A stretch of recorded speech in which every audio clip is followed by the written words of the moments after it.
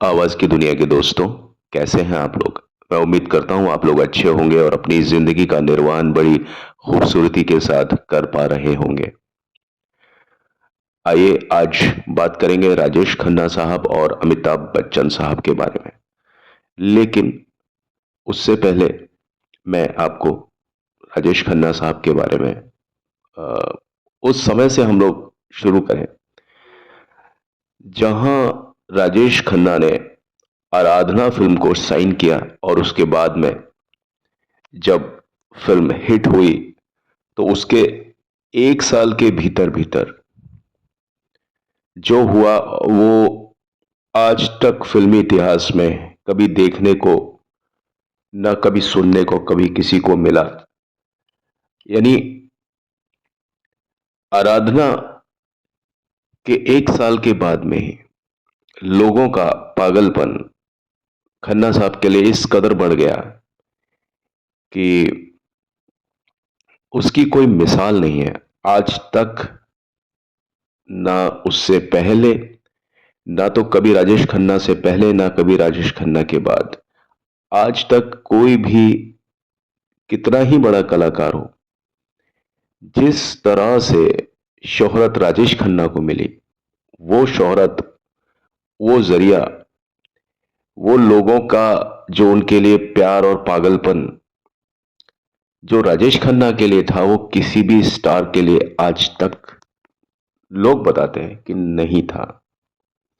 आप समझिए कि उनके गेट के बाहर 10-10 हजार लोग बैठे रहते थे दिन रात सड़कों पर। ज्यादातर उसमें लड़कियां और महिलाएं हुआ करती थी। और आलम यह हो गया कि उसकी वजह से, इन सब चीजों की वजह से एक पुलिस स्टेशन खोलना पड़ा। जो राजेश खन्ना का जो बंगला रहा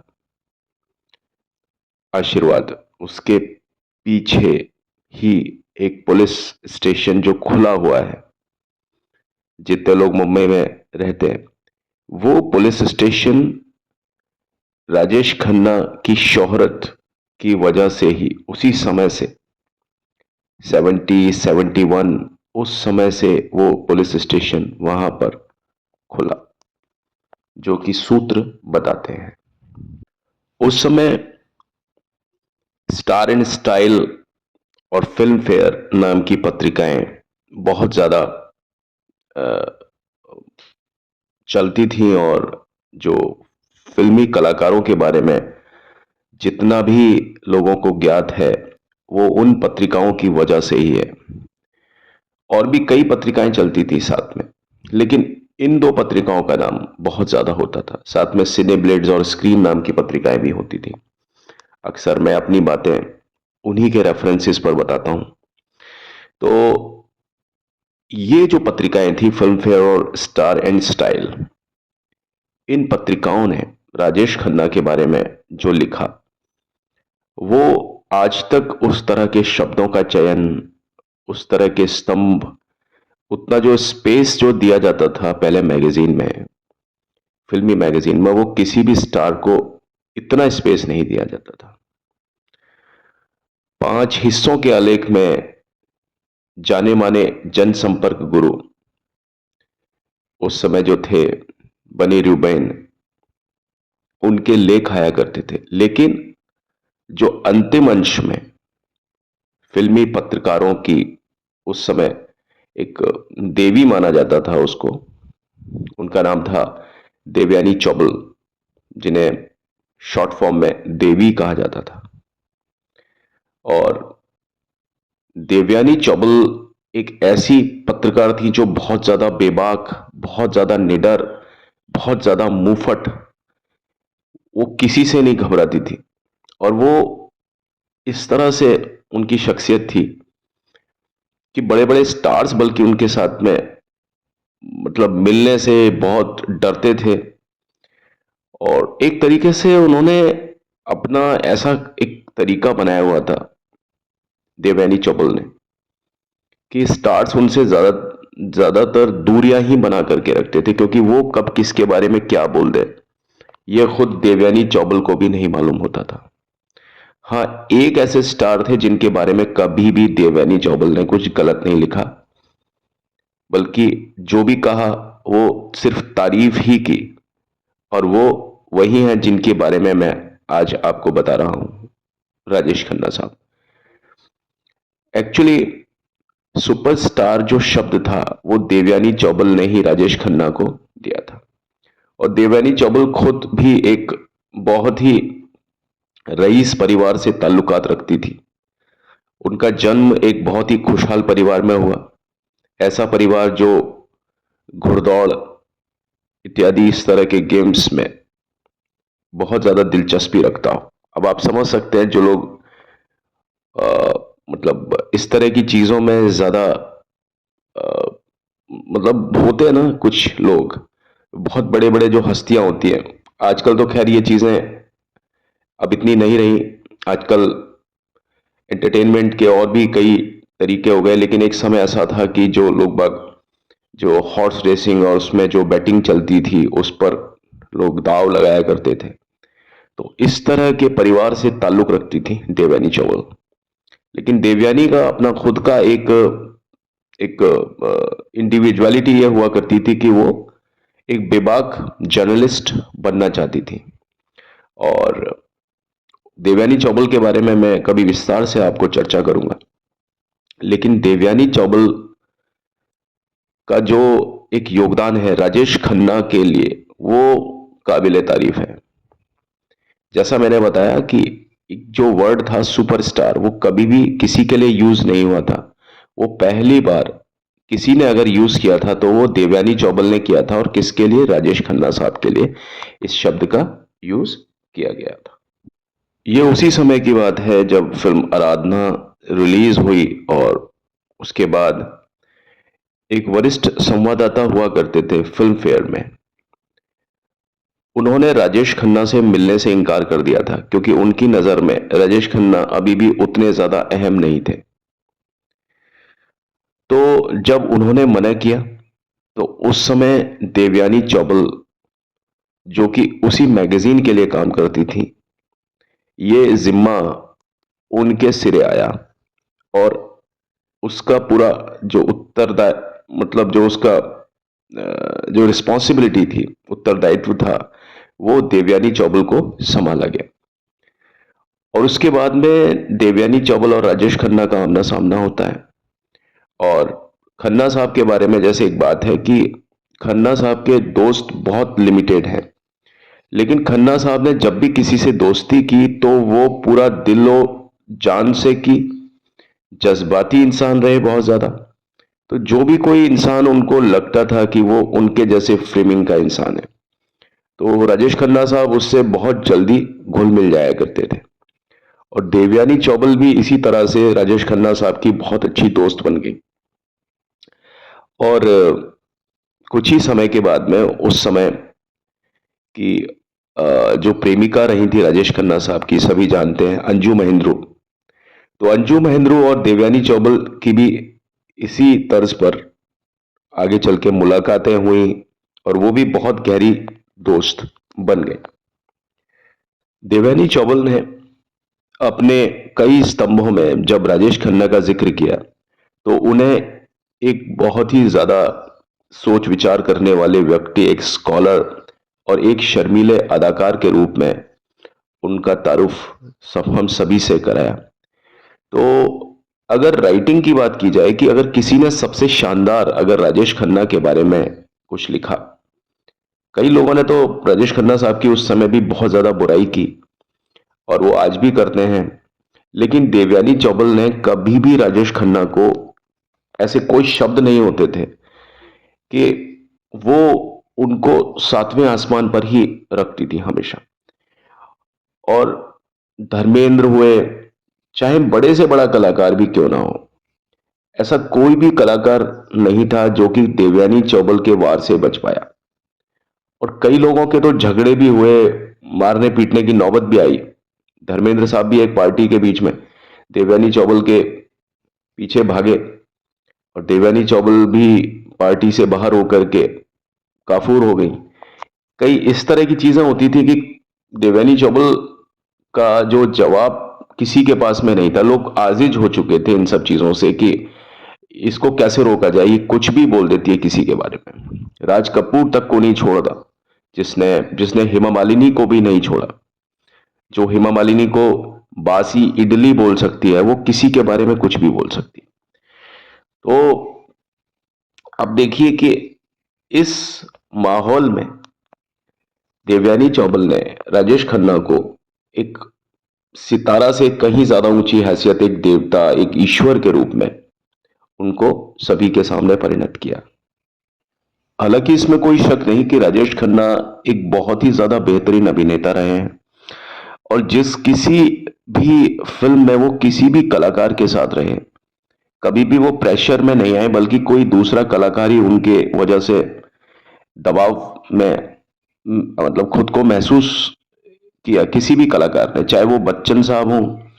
खैर बच्चन साहब की तो शुरुआत बहुत बाद में हुई थी, राजेश खन्ना उस समय तक सितारा बन चुके थे। लेकिन बाद की फिल्मों में भी जब भी कभी राजेश खन्ना किसी के साथ में भी स्क्रीन शेयर करते थे, जबकि राजेश खन्ना का दौर जा चुका था, लेकिन उस समय भी राजेश खन्ना का जो कॉन्फिडेंस होता था वो बहुत जबरदस्त होता था। चाहे वो विनोद खन्ना हो, चाहे वो गोविंदा हो, चाहे वो कोई भी कलाकार हो, चाहे वो शत्रुघ्न सिन्हा हो, चाहे मिथुन चक्रवर्ती हो। कई फिल्में आई जो राजेश खन्ना का आमना सामना बहुत बड़े बड़े जो नामचीन स्टार्स होते थे उनके साथ में हुआ। बाद की फिल्मों में वो जब कैरेक्टर आर्टिस्ट के रोल्स ही उनको मिलते थे या कई मल्टी स्टारर मूवीज का ही हिस्सा रहे, वहां पर भी मैंने कभी नहीं पाया कि राजेश खन्ना किसी भी सीन में किसी के आगे झुके हों। तब उनका जो प्रभाव था वो सर चढ़ के बोलता था। तो कुछ लोग ये मानते हैं, और जबकि मैं आपको बताता हूं कि राजेश खन्ना साहब के बारे में गलत अफवाहें ज्यादा उड़ी हैं। कुछ लोग उन्हें प्रभावशाली नहीं मानते थे, कुछ लोग ये भी कहते थे कि ये सब किस्मत का खेल था, कि राजेश खन्ना साहब को अनायास ही आराधना मिल गई और आराधना हिट हो गई। कई बार चांस में होता है ना कि चांस की बात होती है कि किसी व्यक्ति को इतनी ज्यादा शोहरत मिल जाती है। लेकिन मैं पर्सनली इन सब बातों को सही नहीं समझता, क्योंकि मैंने राजेश खन्ना को बहुत ज्यादा स्टडी किया है, और आप लोगों ने भी देखा होगा कि राजेश खन्ना किसी भी सीन में जब आते हैं ना, और अगर कोई सीन उनको मिलना चाहिए, कुछ सीन तो बड़े गहरे होते हैं और कुछ सीन को वो गहरा बना देते हैं। आप उनकी डेप्थ देखेंगे ना, जब कोई सीन को वो करते हैं तो वो काबिल तारीफ होता है, और उसमें उनके सामने कोई भी कलाकार विराट नजर आता ही नहीं है। राजेश खन्ना की 1970 की कुछ फिल्में थी, करीब 10 फिल्में उनकी आई, और उनमें 5 फिल्में ऐसी थीं जिनसे कि वे आसानी से स्टार, यानी स्टार नंबर 1 की एक जो पायदान होती है, जो कुर्सी होती है, उस पर वो विराजमान हुए। कुछ लोग फिर भी उस समय ये मानते थे, जैसा मैं आपको बताया, जैसा कि राजेश खन्ना एक सिर्फ सीमित कलाकार थे, और वो सिर्फ बाग में सैर करना, गाने गाना, उस तरह के रोल्स के लिए ही राजेश खन्ना ज्यादातर कंफर्टेबल थे।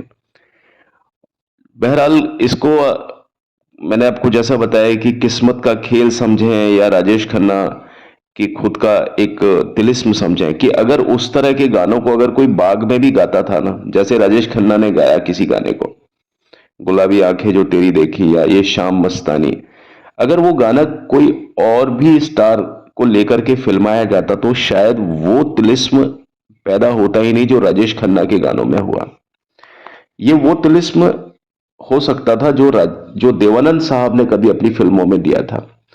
लेकिन देवानंद साहब से कहीं ज्यादा जो तिलिस्म था वो राजेश खन्ना के जो तरीके होते थे ना, जो लोग बाग उन्हें हाथों हाथ लेते थे, उन तरीकों से हमें मालूम चलता है कि राजेश खन्ना कितने ज्यादा जानदार थे। मतलब कुछ चीजें होती हैं जो कई लोगों के लिए एक्सप्लेन करना बड़ा टफ होता है, कि वो फ्रेजोलॉजी में या कुछ शब्द में उन चीजों को कभी भी बोला नहीं जा सकता, ना लिखा जा सकता। वो चीज थे राजेश खन्ना साहब।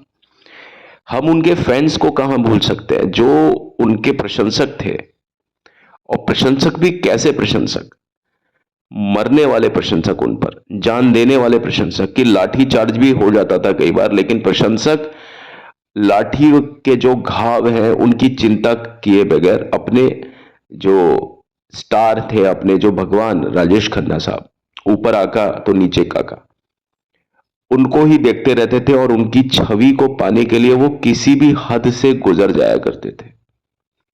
ये चीजें तो आपने कई बार सुनी होंगी कि भाई उनकी कार अगर वाइट होती थी तो कुछ ही देर में पूरी कार लाल हो जाती थी और कोई महसूस नहीं कर सकता था कि ये कार सफेद थी क्या कभी। वो कार लाल रंग की ही नजर आती थी। यानी होठों पर लगी लगी लिपस्टिक्स जितनी भी होती थी वो उनके कार पर लग जाती थी और कार का कोई भी एक ऐसा कोई कोना या कोई एक ऐसी जगह नहीं बचती थी जहां आपको सफेदपन नजर आ जाए। सफेद कार का सफेदपन 5 मिनट में पूरा लाल हो जाती थी कार। कहने का मतलब यह, और इतनी ज्यादा तत्परता किसी भी स्टार को अपने फैंस के द्वारा नहीं मिली। जब उनकी कार लोकेशन से निकलती थी और जो वो धूल उड़ती थी, धूल उड़ाती हुई जब कार कार जाती थी, लड़कियां और महिलाएं उस उड़ती हुई धूल को क्यों ना अपने मांग का सिंदूर बना करके उसमें धारण कर लें। तो कुछ लड़कियों ने तो उस समय राजेश खन्ना से इस तरह से भी शादी की कि उनसे उनकी कारों से उड़ते हुए जो टायर से जो उड़ती हुई जो धूल होती थी उसी को ही उन्होंने अपना जीवन समझ लिया और उसी को ही अपने सिंदूर के रूप में अपनी मांग में धारित कर लिया। ये मैं आपको इसलिए बता रहा हूं क्योंकि इतना ज्यादा गहराई, इतनी ज्यादा दार्शनिकता के साथ में किसी भी कलाकार को नहीं लिया गया। आप सोचिए कि जो लड़की इस तरह से करके माथे अपने मांग में सिंदूर लगा रही है, अगर उसे स्वतः ही राजेश खन्ना साहब मिल जाए तो बताइए बात कहां पहुंचेगी। मुझे बताने की जरूरत नहीं, आप लोग समझदार हैं। तो इतनी ज्यादा प्रशस्ति, इतनी ज्यादा स्टारडम मेरे ख्याल में किसी भी स्टार को नहीं मिली। सलीम खान साहब ने अपने कई इंटरव्यूज में बताया, जावेद अख्तर साहब ने भी बताया, जो उस समय एक्चुअली राजेश खन्ना को स्क्रीन पर लॉन्च करने का जो श्रेय है, ढंग से लॉन्च करने का, वो स्वयं सलीम और जावेद साहब को जाता है। क्योंकि स्टार्स बहुत सारे आए फिल्म इंडस्ट्री में, अमिताभ बच्चन भी स्टार बन के आए, लेकिन किसी चीज को ढंग से पब्लिक के सामने किस तरीके से प्रेजेंट किया जाए, ये श्रेय तो सलीम जावेद साहब को ही जाता है। अमिताभ बच्चन भी कई फिल्मों में धूल चाट रहे थे बहुत ज्यादा, वो तो बोरिया बिस्तरा पैक करके वापस अपने शहर लौटना चाहते थे। भला वो शशि कपूर साहब का जो उन्होंने अंत वक्त में अमिताभ बच्चन को रोक लिया, लेकिन जो उन्हें एक रिब्रेक वाली स्थिति हुई ना कि उनको कमबैक करना था, फिल्म इंडस्ट्री को एक महानायक मिलना था, वर्ल्ड फिल्म इंडस्ट्री को एक शहंशाह मिलना था। मैं अमिताभ बच्चन साहब की बात कर रहा हूं इस समय।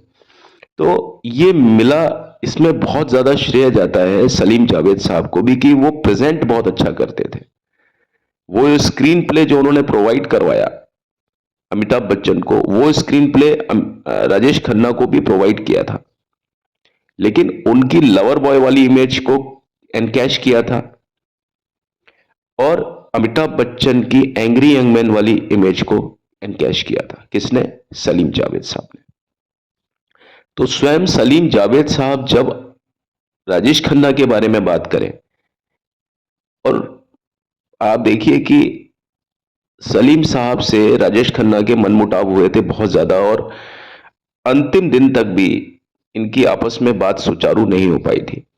लेकिन वही सलीम साहब और वही जावेद साहब जब राजेश खन्ना के बारे में कोई बात करते हैं, और जहां तक बात प्रशंसकों की और स्टारडम की आती है, तो राजेश खन्ना के बारे में जो सलीम साहब के शब्द होते हैं या जावेद साहब के शब्द होते हैं ना, वो खुद इस बात को मानते हैं कि ऐसा स्टारडम हमने कभी लाइफ में किसी का देखा ही नहीं।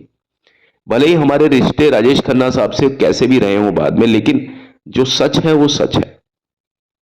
वो बताते हैं सलीम साहब कि मेरा बेटा सलमान खान चाहे कितना ही फेमस है, कितना ही फेमस है लोगों के बीच में, उनकी खूबसूरती की वजह से। और वो दुनिया के 10 हैंडसम जो मेल्स हैं उनमें से एक सलमान खान है, लेकिन इतना होने के बावजूद भी वो राजेश खन्ना के सामने कुछ नहीं है। वो राजेश खन्ना के सामने उनके नाखून की एक एक होता है ना, कतरा भी नहीं है। क्योंकि राजेश खन्ना जब जहां बैठते थे, लोग बागों के लिए वो उनका चेहरा, जहां जहां पर वो चेहरे को अपने घुमाते थे, जैसे आपने टेबल फैन देखा होगा, टेबल फैन जहां जहां अपना फेस करता है ना, वहां वहां पर हवा आने लग जाती है ना। उसी तरह से राजेश खन्ना का जो चेहरा होता था ना, जहां जहां पर चेहरे का मूवमेंट होता था ना, उस चेहरे के सामने हजार हजार की संख्या में लोग बाग उस चेहरे के सामने भागते रहते थे। राजेश खन्ना ने अगर अपना चेहरा दाएं से बाएं घुमाया, लोग बाग हजार हजार दो दो हजार के झुंड में दूरी पर जो होते थे, वो उनके चेहरे के हिसाब से अपने आप को दौड़ाते रहते थे। उन्होंने चेहरा दायां किया तो लोग बाग दाई तरफ आ गए सारे दूर वाले, और जब उन्होंने अपना चेहरा दाएं से बाईं ओर किया तो वही लोग भागते हुए दाएं से बाईं ओर और बाएं से दाईं ओर, और यही चलता रहता था। चाहे तो फिल्म की शूटिंग हो रही है, चाहे कुछ हो रहा है, लोग बागों का हुजूम इतना ज्यादा होता था कि उस पर पुलिस का प्रबंध कराना बहुत ज्यादा जरूरी होता था। लाठी चार्ज हो जाया करता था। बहुत ज्यादा स्थितियां हृदय विदारक थी। कई महिलाओं ने, अब ये कहने की बात नहीं है, कई महिलाओं ने अपने शरीर का कोई भी ऐसा अंग नहीं था जहां पर टैटू नहीं करवाया, और राजेश खन्ना के नाम से कईयों ने अपने थाइस पर टैटू करवाया, कई ने अपने हाथों पे टैटू करवाया, किसी ने अपने बैक पर। मतलब आप ये समझिए कि आज की तारीख में वो सभी जो नई जो जो लड़कियां होंगी वो भी राजेश खन्ना की हम उम्र की होंगी, या तो वो इस दुनिया में होंगी या दुनिया से जा चुकी होंगी। अगर वो दुनिया में होंगी तो वो किसी ना किसी की दादी, किसी ना किसी की नानी होंगी। आज भी वो उस टैटू को कैसे छुपा पाती होंगी, मेरे लिए ये समझना बड़ा, मतलब बड़ी टेढ़ी खीर है। या उनकी शादी जिन जिन लोगों से हुई होगी, भगवान करे उनकी जिंदगियां बहुत अच्छी रही हों। क्योंकि आप समझिए कि पागलपन मतलब पागलपन नहीं है ये, पागलपन मतलब वो दीवानगी वाला पागलपन है, जो कि आपको किसी एक कलाकार को देख करके समझ में आता है। और लोगों को भी एडमायर किया लोगों ने, लेकिन एक दूरी से एडमायर किया, इस तरह से नहीं कि उसका पूरा का पूरा जो जादू था वो अपनी पूरे पर्सनैलिटी पर, अपनी जिंदगी पर ही उसको एक एक पल पर ऐसा जबरदस्त उड़ेला कि उसके अलावा लोगों को अपना कुछ का खुद का कोई होश ही नहीं रहा। मेरे कहने का जो तात्पर्य है वो आप समझ पा रहे होंगे मैं क्या कहना चाहता हूं आपसे। राजेश खन्ना की 3 फिल्में थी, आनंद, अंदाज और अमर प्रेम। तीनों ही आ से थी। अंदाज जो कि प्रदर्शित हुई थी सन 1971 में, आनंद और अमर प्रेम प्रदर्शित हुई थी 1972 में। अगर आप ध्यान से देखेंगे तो इन फिल्मों में राजेश खन्ना साहब ने सिर्फ लवर बॉय की भूमिका अदा नहीं की है, बल्कि उन्हें जब भी कभी एक दार्शनिक, एक अपना अंदाज प्रस्तुत करना होता था, तो राजेश खन्ना से बड़ा दार्शनिक हमें कभी कोई नजर आया ही नहीं फिल्मों में। जब भी कभी वो कोई बात बोलते थे तो उसमें वो दार्शनिकता वाली बात आती थी। अब चाहे वो उस गाने में बोल रहे हो, चाहे वो किसी भी सिचुएशन में जब राजेश खन्ना कोई बात बोलते थे तो लगता था कि यार ये कोई महापुरुष का कोई वचन है, कोई एक सूक्ति बोली जा रही है। जो मैं इस चीज को जो महसूस करता हूं वो मैं बता रहा हूं। और इन 3 फिल्मों को कल्ट फिल्म का रुतबा मिल गया था, और जिसकी वजह से खन्ना साहब यानी राजेश खन्ना को यह यकीन हो गया था कि अब उन पर कोई भी वो नियम लागू नहीं होते हैं जो कि एक नॉर्मल एक स्टार के ऊपर जो नियम लागू होते हैं। कुछ ही फिल्मों के साथ खन्ना साहब ने हजारों प्रशंसकों के लिए एक नई आशा का प्रतीक खुद को बन के दिखाया। और आनंद में उन्होंने एक ऐसे किरदार को रचा जो हमेशा हमेशा के लिए हिंदी सिनेमा का जो प्रेमी होते हैं उनके दिमाग पर, उनके दिलो दिमाग पर जो चीज नक्शे के तौर पर अंकित हो जाने वाली थी, उस तरह के एक पात्र को उन्होंने पर्दे पर जीवंत किया। पात्र को गढ़ा तो भाई लेखक ने, लेकिन जो उस पर जो अभिनय किया वो खन्ना साहब ने ही किया। और मैं ये कहता हूं कि उस अभिनय जैसा अभिनय कोई करके दिखा सके तो मैं मानूं। लोग बोलते हैं कि साहब चांस की बात थी, कई बार कोई चांस नहीं था। जो वो अदायगी उनकी होती है गाने में, आप देखिए, हालांकि वो गाने में आप देखिए, आनंद फिल्म की अगर मैं बात करता हूं, उसमें कहीं भी किशोर कुमार नहीं है। लोग कहते हैं ना कि साहब जब राजेश खन्ना कहते हैं तो गाना गाते हैं तो हमें किशोर कुमार की आवाज की जरूरत पड़ती है। आनंद एक ऐसी फिल्म थी जिसमें आप समझिए कि कोई भी गाना किशोर कुमार का नहीं था। कहीं दूर जब दिल ढल जाए, सांझ की दुल्हन नजर चुराए चुपके से आए, मुकेश साहब की आवाज में। जिंदगी कैसी है पहेली है, ये गाना मन्ना डे साहब की आवाज में। आप देखिए इसमें कोई गाना किशोर दा के साथ में है ही नहीं। क्यों? क्योंकि ये बताया जाता है कि ये फिल्म में किशोर दा से ही गाने गवाते, लेकिन क्योंकि ऋषिकेश मुखर्जी और किशोर दा का फिर कुछ अनबन चली थी, और किशोर कुमार साहब ने ऋषिकेश मुखर्जी को अपने घर से कुछ बात हुई तो उन्होंने मना कर दिया था और उन्हें अपने घर से चले जाने के लिए कहा। कुछ बात ऐसी हुई थी, उसके बारे में मैं आपको बताऊंगा। तो कायदे से किशोर दा की आवाज में ही ये गाने होने चाहिए थे, लेकिन जब आप सोचिए कि कोई भी गाना जब रफी साहब गाते हैं राजेश खन्ना के लिए तो हमें मुनासिब लगता है क्योंकि रफी साहब है एक, वो आवाज है जो कि उन्होंने कई कलाकारों के लिए दी। शम्मी कपूर साहब के लिए दी, दिलीप कुमार साहब के लिए दी, राजेंद्र कुमार साहब के लिए दी, सुनील दत्त साहब के लिए दी। ऐसा कौन सा कलाकार था, इवन जॉनी वॉकर साहब के लिए दी। कोई कलाकार ऐसा नहीं था जिसके लिए रफी साहब ने आवाज नहीं दी हो। उसी तरह से किशोर दा भी जब अपने समय पर थे तो ऐसा कोई भी कलाकार नहीं था पर्दे पर जिसके लिए किशोर दा ने अपनी आवाज नहीं दी हो। लेकिन साहब ये आनंद फिल्म जो थी ना, इसमें आप देखिए कि किशोर दा भी नहीं थे और रफी साहब भी नहीं थे, और ये आवाजें अलग अलग थी। और एक ही फिल्म में दो आवाजें यूज की गई, एक गाना मुकेश साहब की आवाज में और एक गाना मन्ना डे साहब की आवाज में। लेकिन उसके बावजूद भी सभी का ध्यान राजेश खन्ना की एक्टिंग पर था, और कोई इस बात को पर पहुंच ही नहीं रहा था कि यह आवाज किशोर दा की आवाज नहीं है, या यह आवाज रफी साहब की आवाज नहीं है। यह आवाज वास्तव में मन्ना डे साहब की आवाज है एक गाने में, और दूसरे गाने में मुकेश साहब की आवाज है।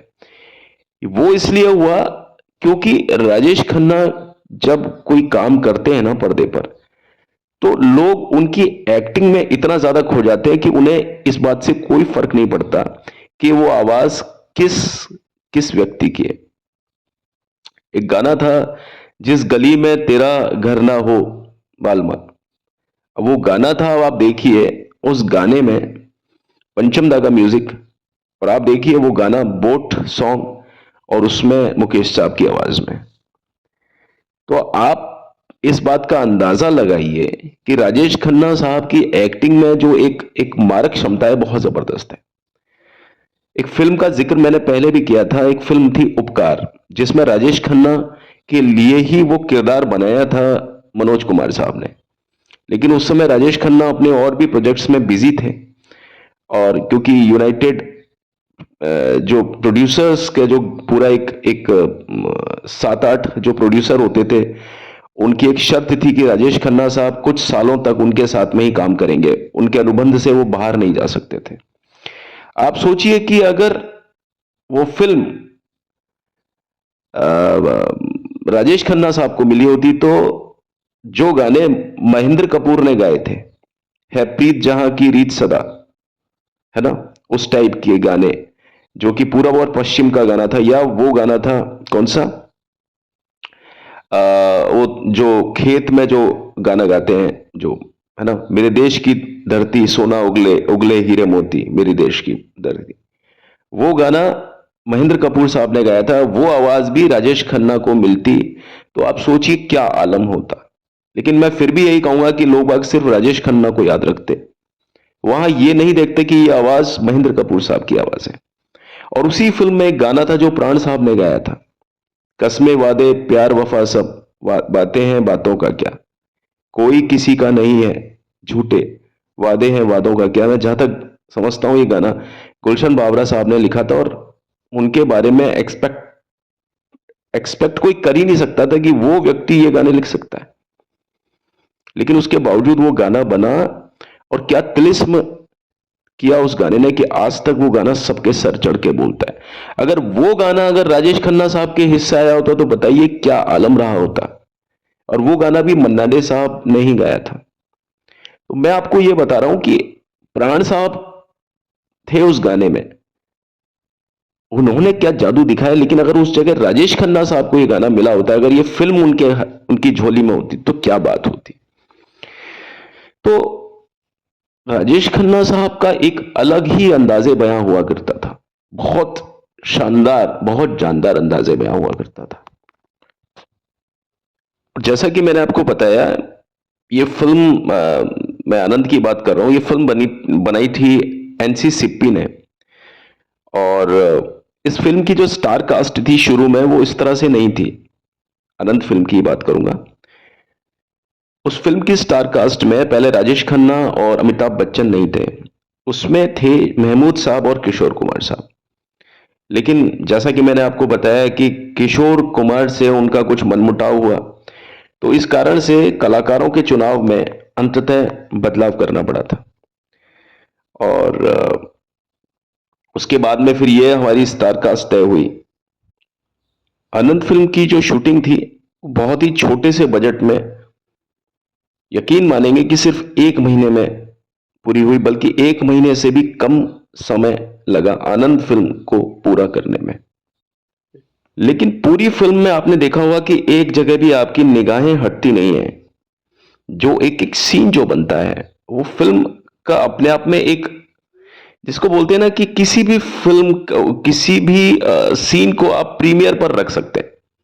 अधिकांश तौर पर जो फिल्में होती हैं उनमें फिल्म सीन्स को चुनना पड़ता है कि किस सीन को हम ट्रेलर या टीजर के रूप में या प्रीमियर के तौर पर उस फिल्म के लिए रखें। लेकिन ऐसी फिल्में जो होती हैं, मैं आनंद की बात कर रहा हूं, इस फिल्म में आप कोई भी सीन को उठा के रख दीजिए, आपको लगेगा कि यार यही फिल्म का टीजर बन जाए तो कितना अच्छा। लेकिन उसमें भी एक खास सीन था, लास्ट वाला जो सीन, लास्ट मतलब अंत में जब राजेश खन्ना साहब को मरना होता है, वो ल्यूकीमिया जो बीमारी होती है, कैंसर से पीड़ित होते हैं और अंत में उनको मरना होता है। और वो हमेशा पूरी फिल्म में जिस जिस कलाकार से मिलते थे फिल्म की स्टोरी में, वो कितना ज्यादा जिंदा दिल तरीके से मिलते थे। हालांकि उन्हें ये पता था कि मैं कुछ ही दिन का मेहमान हूं, लेकिन उसके बावजूद भी उनके चेहरे पर कोई निराशा नहीं थी। और जब इतना हंसी मजाक करने वाला, इतना जीवंत इंसान, इतना लाइव अगर कोई व्यक्ति आपकी आंखों से अचानक चला जाए तो फिल्म का क्या मतलब, क्या इम्पैक्ट रहेगा दर्शकों का उस किरदार पर, उस कलाकार पर, उस इंसान पर। वही इम्पैक्ट राजेश खन्ना ने उसमें डाला। लेकिन अब आप समझिए कि इससे पहले राजेश खन्ना की कोई भी फिल्म अमिताभ बच्चन के साथ में नहीं आई थी। और अमिताभ बच्चन को भी एक ऐसा मौका मिला था कि जहां उनकी स्क्रीन राजेश खन्ना के साथ शेयर हुई। हर सीन में वो लगभग लगभग अमिताभ बच्चन के साथ थे। मैं इसी फिल्म की बात कर रहा हूं, आनंद फिल्म की। लेकिन एक सीन ऐसा था जहां पर सब कुछ साइलेंट हो जाने वाला था और पूरा देश, पूरी दुनिया उस सीन को 100% देखती। जो जो व्यक्ति आनंद को देखता वो उस सीन को जरूर देखता जहां पर ये सुपरस्टार मरने वाला था। और जब किसी फिल्म में राजेश खन्ना मरते थे ना, तो लोग बात सोचते थे कि राजेश खन्ना वास्तव में मर गए। क्योंकि जैसा कि मैंने आपको बताया कि राजेश खन्ना का जो तिलिस्म था कि अगर वो फिल्म में कोई एक्टिंग भी करते थे ना तो लोगों को वो रियल लगती थी। हर चीज राजेश खन्ना जो करते थे वो लोगों को लगता ही नहीं था कि ये फिल्म में हो रही है बात, ऐसा लगता था कि वो वास्तविक तौर पे हो रही है। और यही चीज बदले में जो उनके प्रशंसक थे वो चीज उनको देते थे। जैसा मैंने बताया कि जब राजेश खन्ना की गाड़ी जब धूल उड़ाती हुई जाती थी तो महिलाएं और लड़कियां जो उन पर दीवानी थी वो उसी को अपना जिंदगी समझ के और उन्हीं से शादी करने के बतौर उस उड़ती हुई धूल को अपनी मांग में सिंदूर के बतौर लगा लिया करती थी। तो इसी तर्ज पर जब ये सीन राजेश खन्ना के साथ में अमिताभ बच्चन का ये सीन था, ये डेडली सीन था। और ये सोचिए कि यही एक सीन था जिसके ऊपर पूरी फिल्म की धुरी, जो पूरा एक्सिस का जो मतलब वो टिका हुआ था ना, जो सेंटर था, जो एपी सेंटर था ना, वो पूरा का पूरा वो इस पॉइंट के ऊपर टिका हुआ था, जहां पर लोग बाग राजेश खन्ना को पूरी तरह से नोटिस करते। जब राजेश खन्ना मरते और राजेश खन्ना को नोटिस किया सभी ने, तो ये चीज महमूद साहब ने अमिताभ बच्चन को एडवाइस की थी कि भैया इस जगह पर अपना वो एक्टिंग करना, तुम वो एक्टिंग करना कि राजेश खन्ना को माना कि पूरे के पूरे वोट राजेश खन्ना को मिलेंगे इस सीन पर। लेकिन चांसेस इस बात के भी होंगे क्योंकि राजेश खन्ना के साथ में तुम होगे और सीन में कोई नहीं होगा और वो राजेश खन्ना का डेथ सीन होगा, तो वहां पर तुम्हें पूरा चांस है कि तुम वहां पर अपनी भी एक्टिंग दिखाओ। राजेश खन्ना दिखाएंगे मरने की, और तुम्हें एज बीइंग अ डॉक्टर उनके साथ में जो भी तुम्हें डायलॉग मिले उनको इस तरीके से, इस प्रभावशाली तरीके से करना कि तुम छा जाओ उसमें, क्योंकि लोग बागों की निगाह उस सीन के ऊपर 100% होगी पूरी तरीके से। और लोग बाग एक बार नहीं, कई कई बार, हजारों बार इस सीन को, इस चीज को देखेंगे, इस फिल्म को देखेंगे, और इस फिल्म को देखेंगे तो सीन को देखेंगे। और जब इस सीन को देखेंगे तो तुम भी इस सीन में, इस फ्रेम में हो, क्योंकि यहां पर बात हो रही है डॉक्टर की और उस पेशेंट की, जो जो जा रहा है इस दुनिया को छोड़ करके, और वो जो डॉक्टर है वो उस पर क्या रिस्पॉन्स देगा, क्या रिस्पॉन्ड करेगा उस चीज पर। अब आप देखिए जब वो सीन जब आता है तो आप देखिए राजेश खन्ना के साथ में अमिताभ बच्चन भी बराबर बोल रहे हैं। बाबू वो शायद ऐसे करके जब बोलते हैं तो कहते हैं कि मैं कितने समय से तुम्हारी बक बक बक बक सुन सुन के परेशान हो गया हूं। जब वो, है ना, बोलो मुझसे बात करो, मुझसे बात करो, बोलो मुझसे बोलो, जब अमिताभ बच्चन ये चीज बोलते हैं तो आपको अमिताभ बच्चन के कहे हुए डायलॉग भी आपके कान में गूंजते हैं। और वो डायलॉग्स हमारे कान में हमेशा गूंजते हैं। जब भी कभी हम फिल्म आनंद की बात करते हैं तो ये डायलॉग्स जो राजेश खन्ना के जो जो गूंजते हैं ना, बाबू मोशाय करके जब वो अपने प्राणों को छोड़ते हैं, उसी समय हमें राजेश खन्ना के साथ में अमिताभ बच्चन के डायलॉग्स भी सुनाई देते हैं, और वो हमारे अंतर मन में फिट हो जाते हैं। तो ये चीज एडवाइस की थी महमूद साहब ने राजेश खन्ना की टक्कर पर कि भाई तुझे अमित इस पॉइंट पर बहुत ज्यादा ध्यान देना है कि तुझे इस सीन को अपनी तरफ से कोई कसर नहीं छोड़नी है। और महमूद साहब की बात पर पूरी तरीके से गौर करते हो, उनको अपना बड़ा भाई, अपने पिता तुल्य मानते थे। हालांकि बच्चन साहब ने बाद में अपने रवैये को चेंज किया था कई लोगों के लिए, उसमें महमूद साहब भी थे। लेकिन मैं इसमें यही कहूंगा आपको कि राजेश खन्ना जो थे सो थे, लेकिन अमिताभ बच्चन को उनके कद पर लाने के लिए महमूद साहब ने जो एक काम किया वो काबिल तारीफ है। और वो कोई बाप या एक बड़ा भाई ही अपनों के लिए कर सकता है और कोई नहीं कर सकता। और यही एक ऐसा सीन था कि जहां पर लोगों को यह लग सकता था कि अगर राजेश खन्ना बहुत कुछ हैं तो अमिताभ भी कुछ कम नहीं है। और ये, जबकि आप समझिए इससे पहले राजेश खन्ना की तो कितनी फिल्में हिट थी।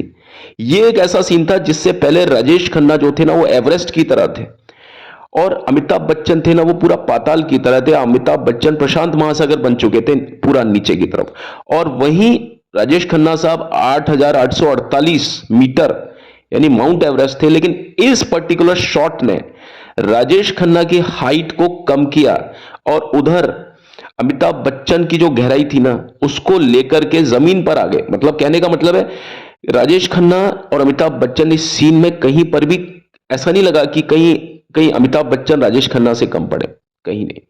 और उसके बाद में ही अमिताभ बच्चन ने धीरे धीरे करके अपने अपने प्रयासों से राजेश खन्ना को एक के बाद एक के बाद एक, जिसको बोलते हैं ना, डाउन किया, हर पॉइंट पर डाउन किया। इसके बाद में नमक हराम जो फिल्म आई वहां पर अमिताभ बच्चन को पूरी तरीके से एक एंग्री यंग मैन के तौर पर दिखाया गया। और यहीं से ही आप देखिए कि अमिताभ बच्चन और राजेश खन्ना के बीच में लोगों ने डिफरेंस करना शुरू कर दिया। आनंद फिल्म में तो डिफरेंस किया था या नहीं किया था, वहां थोड़ा सा डिफरेंस किया था लोगों ने, वहां डिफरेंस करने का मौका नहीं मिला लोगों को, यानी भिन्नता बताने का मौका नहीं मिला, क्योंकि एक जना मर रहा था, एक जना जी रहा था, एक जना डॉक्टर था, एक जना पेशेंट था। और दोनों ही अपनी अपनी एक्टिंग को लेकर के बंधे हुए थे। लेकिन जहां तक बात नमक हराम फिल्म की है, नमक हराम में दूध का दूध पानी का पानी हो चुका था। लोगों को जितना ज्यादा राजेश खन्ना याद है, उस समय अमिताभ बच्चन की भी एक एंग्री यंगमैन वाली जो भूमिका थी ना, हालांकि उस समय तक आप ध्यान दीजिए उनकी वो फिल्में प्रदर्शित नहीं हुई थी, ना तो दीवार, ना जंजीर, ना शोले, नामो निशान नहीं था। लेकिन मैं ये कहता हूं कि ये जो फिल्म थी ना, ये अमिताभ बच्चन की वो फिल्म थी कि उससे पहले वो एंग्री यंग मैन में अगर कहीं दिखाई दिए तो वो नमक हराम में दिखाई दिए, जहां पर राजेश खन्ना खुद ही अमिताभ बच्चन को प्लांट करता है। बहुत अच्छे दोस्त होते हैं, लेकिन वो जान करके प्लांट करता है कि जाओ और इनकी बस्तियों में जाकर के रहो और इनके बीच में जानो और इनकी खबरें मुझ तक देते रहो। लेकिन जब आ, आ, हाँ, राजेश खन्ना को प्लांट किया था ना अमिताभ बच्चन ने, तो अमिताभ बच्चन के कहे अनुसार राजेश खन्ना गए वहां पर और राजेश खन्ना ने वो चीजें सारी आकर के बताई। तो आप देखिए कि अमिताभ बच्चन तो एक इंडस्ट्रियलिस्ट हैं, और इंडस्ट्रियलिस्ट का हमेशा जो टोन होता है, जो जो मतलब फैक्ट्री का मालिक होता है या जो मिल का मालिक होता है, वो हमेशा एक रैशनेस में रहेगा, है ना। तो वो रैशनेस दिखाई है, वो गुस्सा दिखाया है अमिताभ बच्चन का तगड़ा वाला, और वहीं से ही अमिताभ बच्चन के प्रशंसक अलग हो गए और राजेश खन्ना के प्रशंसक अलग हो गए। मैं अगर ये कहूं कि अगर ये गलती राजेश खन्ना ने कभी नहीं की होती कि नमक हराम साथ में बनाई होती अमिताभ के, तो शायद राजेश खन्ना का वो दौर नहीं आता। राजेश खन्ना अपनी फिल्में अलग से कर रहे होते और अमिताभ बच्चन अपनी फिल्में अलग से कर रहे होते। अगर वो फिल्में अलग अलग करते और वहां पर राजेश खन्ना अपनी लवर बॉय की भूमिकाएं करते रहते और उसमें वो अमिताभ बच्चन का कोई नाम निशान नहीं होता, और उधर अमिताभ बच्चन अपनी फिल्में कर रहे होते, तो शायद राजेश खन्ना बहुत ज्यादा चलते, जितना उनको चलना चाहिए था। लेकिन ये एक ऐसी फिल्म थी जिसमें दोनों आ गए, और दोनों आने की वजह से लोगों ने उनका कंपैरिजन करना शुरू कर दिया, तुलना करनी शुरू कर दी। और उस समय आपको मालूम है इंडस्ट्री और मिल मजदूर वाली ये सारी चीजें होती थी, तो लोग वैसे भी इन सब चीजों से आजिज थे। उस समय ऐसे ही केसेस थे इंडिया में जहां पर शोषण होता था मजदूरों का, तो लोगों को एक इस तरह के कर्णधार, एक ऐसे सूत्रधार की जरूरत थी जो उनके लिए आवाज उठा सके, रियल जिंदगी में नहीं तो फिल्मों में ही सही। वहां से फिर आप देखिए कि कुछ किस्मत भी थी, और उसमें मैं ये नहीं कहता कि अमिताभ बच्चन की कोई कोई अभिनय में कहीं कोई कमजोरी थी या कुछ थी, उनका अभिनय तो सर चढ़ के बोलता है। मैं खुद कहता हूं कि उनके जैसा हरफन मौला तो कोई हो नहीं सकता, और आप भी इस बात को मानते होंगे।